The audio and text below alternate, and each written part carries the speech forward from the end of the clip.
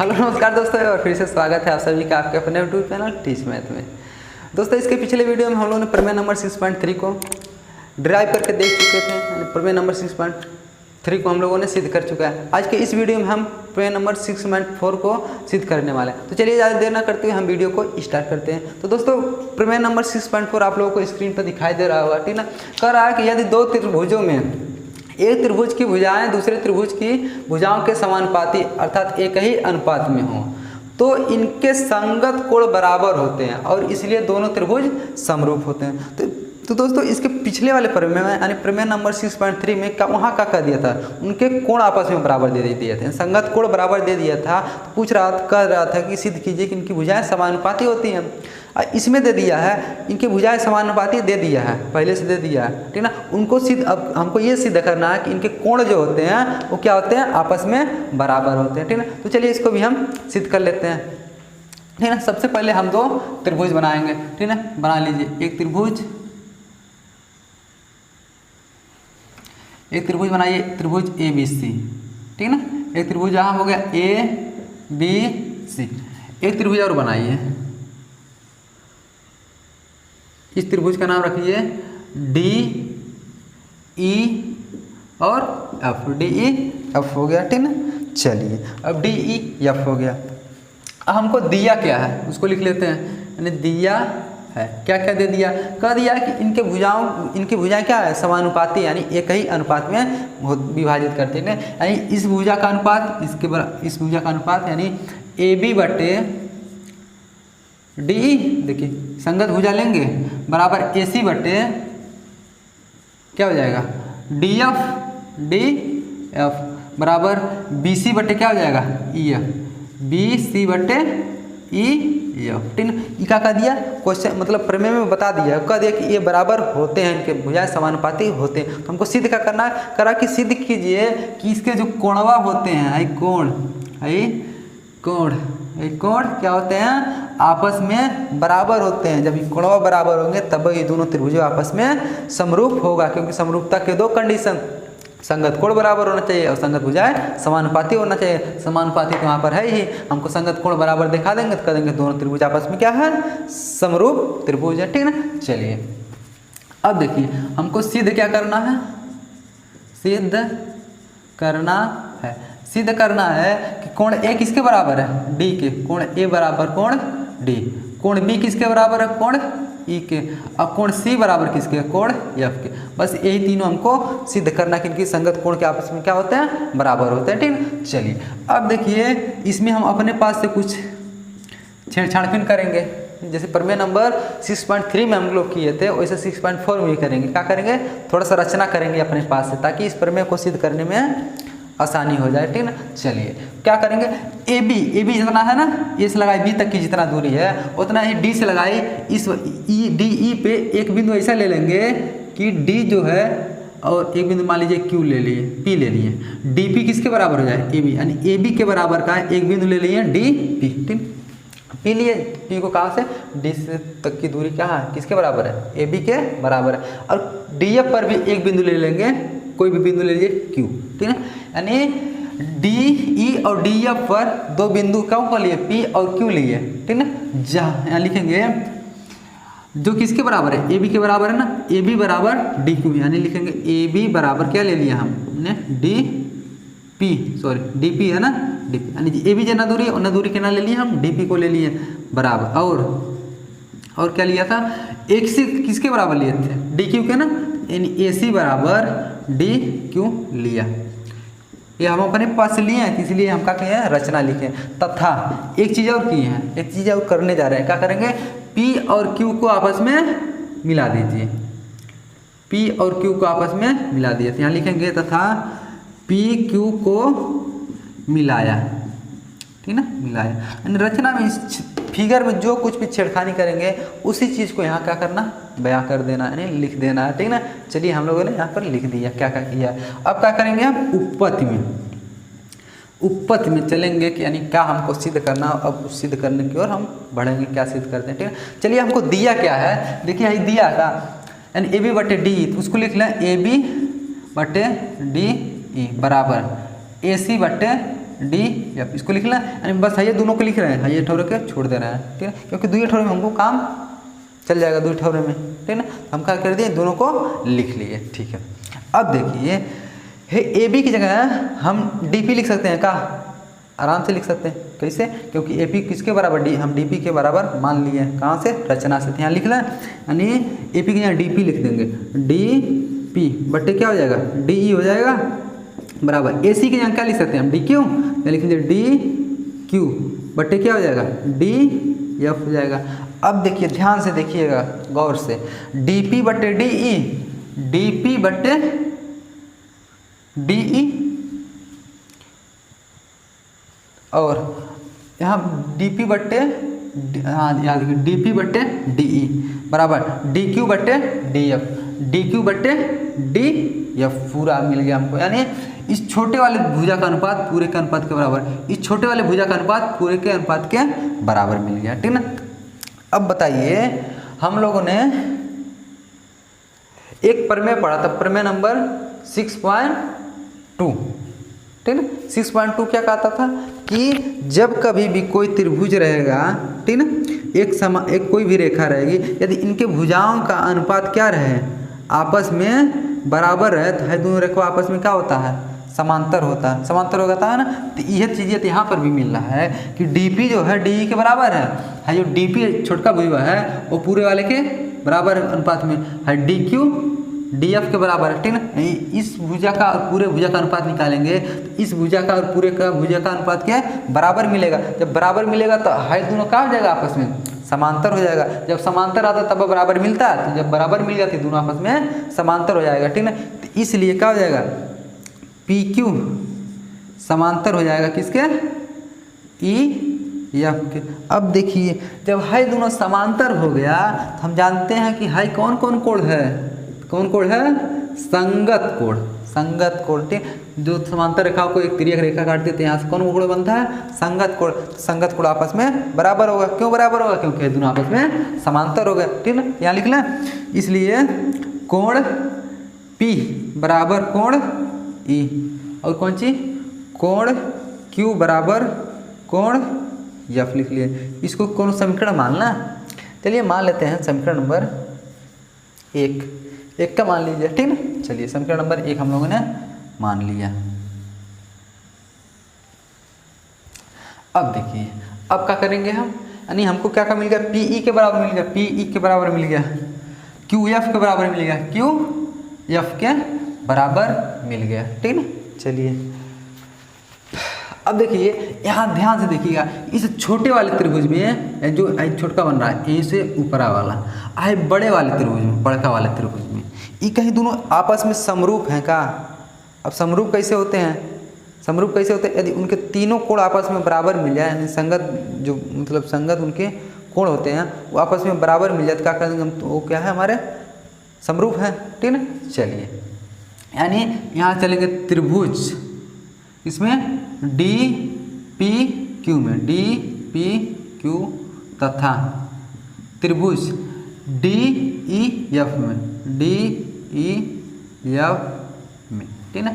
यहाँ देखिए इसमें ये क्या है हमारा, एक कोण, दोनों कोण डी क्या है, दोनों में है ना, यानी कोण डी बराबर कोण डी। देखिए छोटे वाले त्रिभुज में भी कोण है और बड़के वाले त्रिभुज में भी क्या है, कोण डी है। यहाँ लिखते हैं उभय निष्ठ है, उभयनिष्ठ है ना। चलिए अब देखिए है कहीं छोटे वाले त्रिभुज का एक कोण बड़े वाले किसके बराबर है का, यानी कोण P बराबर किसके है, कोण E के। E कहाँ से आया है, यहाँ से। कोण B बराबर है कोण E के, किससे, या तो संगत कोण लिखिए या तो समीकरण 1 से लिख लीजिए, समीकरण 1 से, समीकरण 1 से लिख लीजिए, ठीक ना। अब कहीं है क्यू एफ के बराबर है का, यहाँ देखिए क्यू एफ के बराबर, ये समीकरण 1 से है ना, यानी कोण Q बराबर कोण F लिख लीजिए।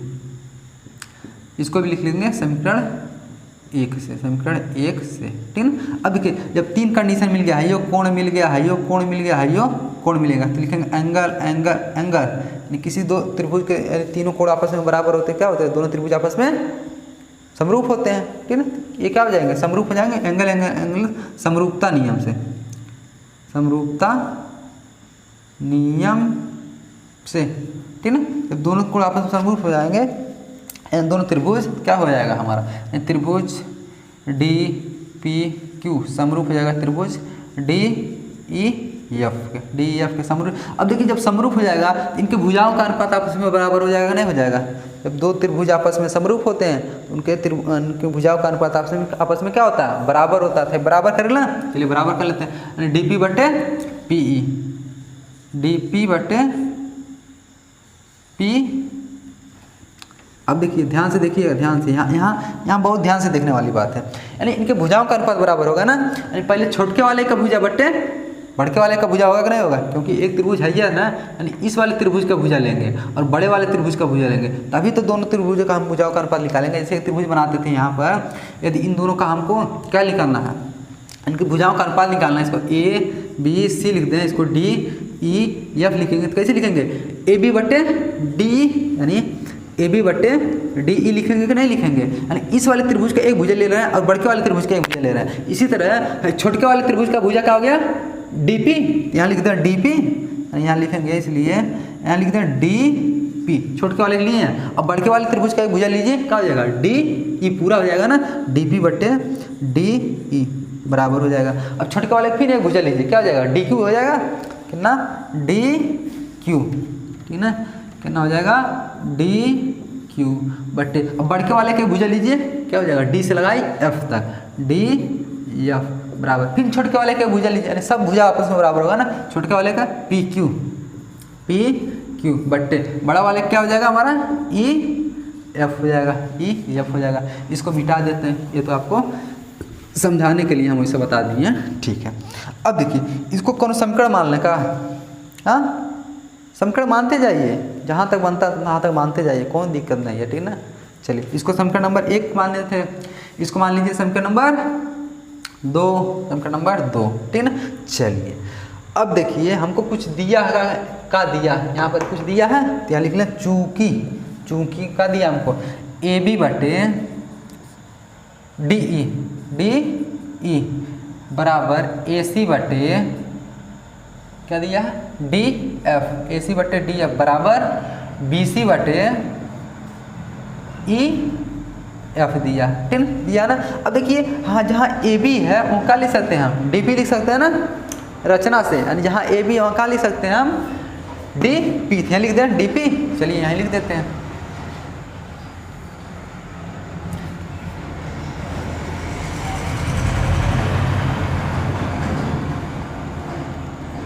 ठीक ना, चलिए यानी का ए बी के यहाँ क्या लिखेंगे हम, डी पी लिखेंगे, यानी यहाँ लिखेंगे डी पी बट्टे क्या हो जाएगा, डी पी बट्टे डी हो जाएगा, डी ई हो जाएगा, क्योंकि देखिए ए बी की जगह हम क्या लिखे हैं डी पी, फिर हम ए सी की जगह क्या लिखेंगे डी क्यू, यहाँ लिख देंगे डी क्यू बट्टे कितना हो जाएगा हमारा, डी एफ बराबर। अब डेट का है बी सी बटे ई एफ, बी सी बटे ई एफ, ठीक ना। चलो एक क्या लिखेंगे यहाँ, रचना से इसको लिखे है ना, ये रचना में से उठा के इसको अगला बदली की है, ठीक है। इसको मान लीजिए समीकरण 2 था, इसको समीकरण नंबर 3 मान लीजिए। अब क्या करेंगे, समीकरण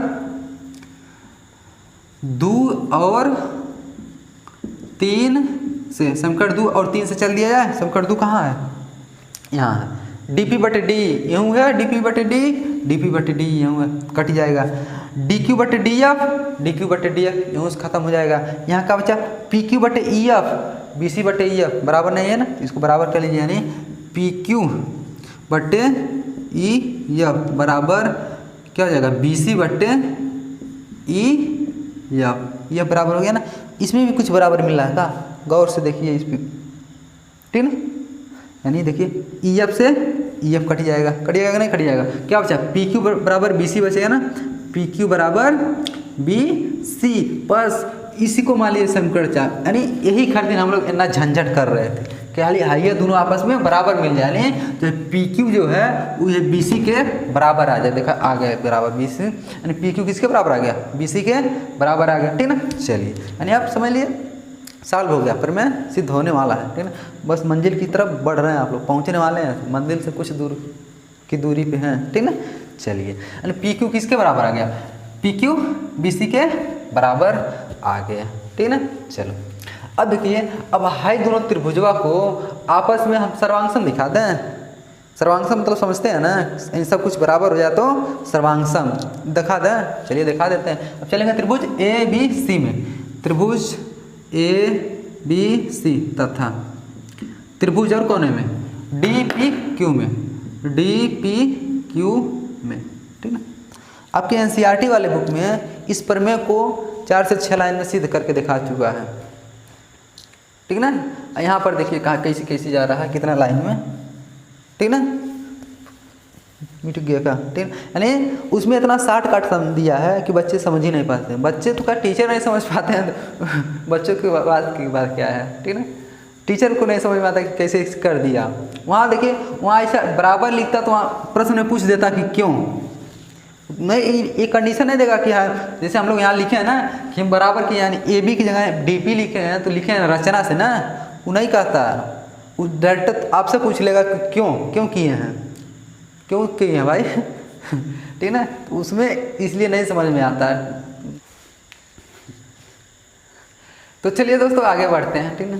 क्योंकि आप लोग पता है हम लोग का वीडियो रात में शूट होता है, ठीक ना, तो लाइट कभी कभी कट जाता है। तो अभी लाइट जो है कट गया था, तो अंधेरा हो गया था चारों तरफ, इसलिए वीडियो को रोकना पड़ा था, ठीक ना। चलिए अब लाइट आ गया, फिर इसको हम आगे देखते हैं। हम लोग क्या बात कर रहे हैं, हाँ एनसीईआरटी का बात कर रहे थे कि एनसीईआरटी को क्या दे दिया है, शॉर्टकट में दे दिया, ठीक ना। यानी एनसीईआरटी में शॉर्टकट में दिया है, कुछ समझ में नहीं आता है, ठीक ना। यहाँ पर देखिए कितना लंबा जा रहा है, कितना लंबा जा रहा है, ठीक। चलिए अब देखिए, ध्यान से देखिएगा, त्रिभुज ए बी सी और डी पी क्यू में, ए बी सी का हाई वाला और डी पी क्यू हाई वाला, ठीक है। इसमें कौन सी बराबर है, हाई दोनों बराबर है, कहाँ से, रचना से। तो लिखेंगे कौन कौन, ए बी बराबर डी पी, और कौन सी बराबर है, हाई कोणवा बराबर है, नहीं बराबर है, वही तो हमको सिद्ध करना है, ठीक है। कोणवा नहीं बराबर है, लेकिन और एक चीज़ और बराबर है, ए सी किसके बराबर है, डी क्यू की, ए सी किसके बराबर है, डी क्यू की। कहीं हाई कोण बी जो है वो पी के बराबर है क्या, हाँ, कोण बी कहीं कोण पी के बराबर है, कोण पी जो है ई के बराबर, चलिए नहीं बराबर, ठीक है। लेकिन हाई बी सी जो है पी क्यू के बराबर है, तुरंत ही मिला है, ठीक ना। बी सी जो पी क्यू के बराबर ना, तो लिख लें बी सी को पहले लिख लीजिए, बी सी बराबर पी क्यू, ठीक ना। ये कहाँ से, समीकरण 4 से ना, ये लिख लेंगे समीकरण 4 से, जहाँ से उठा के लाएंगे सबको ये बगलिए में लिखेंगे कि इसको यहाँ से बुलाएं, इसको यहाँ से बुलाएं, इसको यहाँ से बुलाएं, ठीक ना। जैसे आप लोग के यहाँ कोई रिश्तेदार आते हैं तो कहते हैं ना ये वहाँ का, मतलब ये गोरखपुर के हैं, ये महाराजगंज के हैं, वैसे इसको भी यही कहाँ से है, समीकरण नंबर 4 से उठा के लाए हैं, ठीक ना। अब देखिए सर्वांगसम कब होता है, जब कम से कम 3 ठो मिलना चाहिए, अभी तो 2 ठो मिला। अब इसको कहाँ से उठा के लाए थे, इसको रचना से उठा के लाए थे, क्या लिखेंगे, रचना से, ठीक ना। चलो अब एक चीज़ और, ए सी को बराबर लिख सकते हैं किसके, डी क्यू के, यानी ए सी बराबर क्या हो जाएगा, डी क्यू।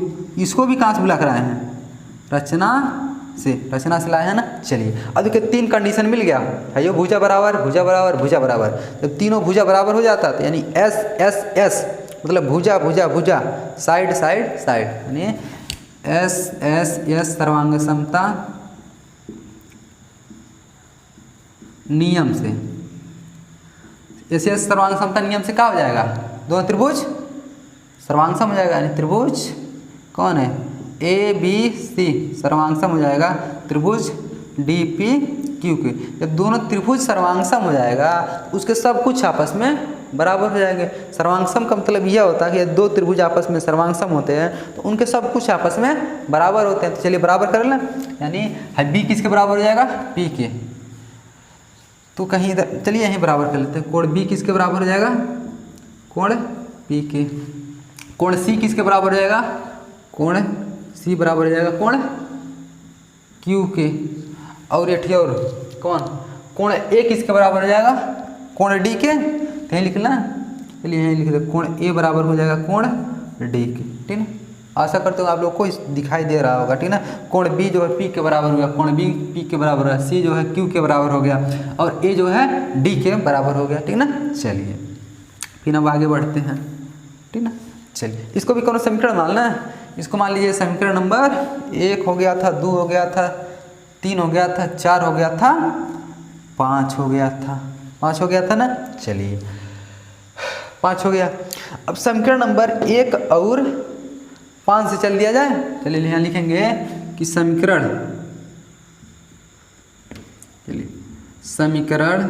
1 और 5 से समीकरण 1 नंबर क्या कहता है?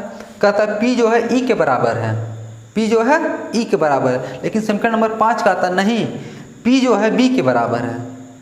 यहाँ P E के बराबर है, यहाँ P E के बराबर, वहाँ P B के बराबर है। यहाँ देखिए दोनों जगह से P का हो जाएगा, झगड़ा करके खत्म हो जाएंगे। कौन चीज़? B किसके बराबर हो जाएगा? E के बराबर हो जाएगा। कौन चीज़?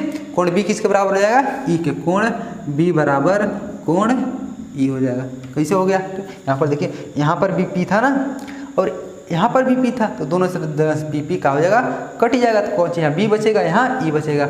अब यहाँ देखिए, यहाँ C किसके बराबर है? Q के बराबर है।